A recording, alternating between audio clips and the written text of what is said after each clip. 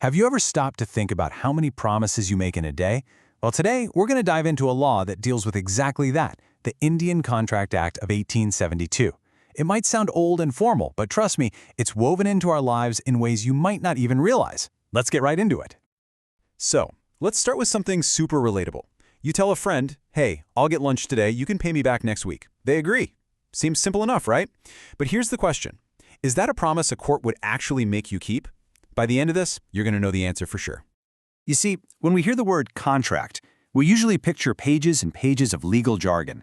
But at its core, it's not that scary. It's actually more like a recipe, a formula with just a couple of key ingredients. And once you know that recipe, you'll start seeing contracts everywhere.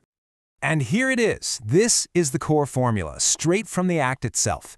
A contract is just two things, an agreement plus enforceability by law. That's it. So let's break down what each of those ingredients actually means, one by one. Okay, first up, the agreement. This sounds pretty straightforward, right? But in the eyes of the law, it's not just a casual handshake or a nod.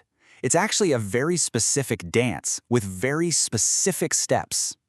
An agreement is born in just two moves. First, one person has to make a clear proposal, or what we'd call an offer. Then, the other person has to give their acceptance to that exact offer. Boom! Offer plus acceptance, you've got yourself an agreement. But what really counts as a legal offer? Okay, this is a really cool and important distinction. A direct statement like, I'll sell you my car for 2 lakh rupees, that's a clear offer. But what about the price tag you see on a shirt in a store? Well, that's different. Legally, that's called an invitation to offer. The shop is basically inviting you to make an offer to buy the shirt at that price. And believe it or not, they can technically say no. It's a subtle difference, but it's a huge one in the world of contracts. So you've got an offer on the table. What happens the second it's accepted? Well, this famous quote just nails it. Acceptance is like lighting a match to a trail of gunpowder. The moment it happens, boom, it creates a binding promise. And just like that explosion, you generally can't take it back. The deal is done. But remember our recipe? An agreement is only half the story. To become a real, actual contract, it needs that second ingredient, that secret sauce. It has to be legally enforceable. And this is where things get really interesting. Think about a father promising his son some pocket money. That's an agreement, for sure, but it's a social one. The law pretty much assumes nobody's planning to sue their family over it. But an agreement to sell a car for a couple of lakhs? Well, that's a whole different ballgame. That's a commercial deal, and the law assumes you absolutely intend for it to be legally binding. And it all comes down to this one crucial phrase, the intention to create a legal relationship. For any agreement to cross the bridge and become a contract, both people have to intend for it to have real legal consequences if it's broken. Without that intention, it's just a promise, not a contract. So we have our two main ingredients, agreement and enforceability. But, like any good recipe, there are a few more things you need to check off to make sure the final result, the valid contract, is perfect. Let's quickly run through that checklist. Here are some of the big ones. For instance, consent has to be given freely. You can't be tricked or forced into a deal. The people involved have to be competent, adults of sound mind. And this one is huge. There has to be lawful consideration. That's just a fancy legal term for something in return. It could be money, goods, a service. Basically, both sides have to get something out of the deal.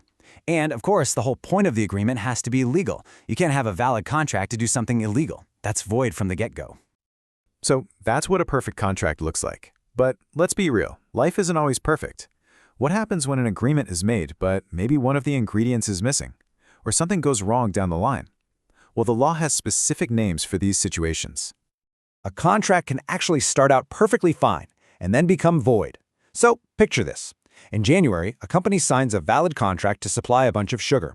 But then in February, a fire accidentally burns down the factory and all the sugar with it. It is now physically impossible to fulfill the contract. In that case, the law says the contract becomes void. It just ceases to exist. Now that's totally different from what's called a voidable contract. A voidable contract is actually a valid contract, but one person has the power, the option, to back out. The classic example is if someone forces you to sign a contract. The agreement is real, but because you are threatened, you, and only you, get to decide whether to go through with it or to cancel the whole thing. The choice is yours. And just to put all of this into perspective, this whole system we've been talking about, this entire framework, it's not some new thing. The Indian Contract Act came into force all the way back in 1872. For over 150 years, these exact principles have been the foundation of how business gets done in India. So let's bring it all back home. Remember that lunch promise with your friend? Well, you probably have the answer now. It's an agreement for sure, but is it a contract? Probably not, because you likely didn't have any intention to create a legal relationship. But think about the rest of your day. Buying that coffee this morning, taking the bus, clicking I agree on a website. You're making contracts all the time, these little invisible agreements. The question is, now that you know the recipe, how many more will you spot?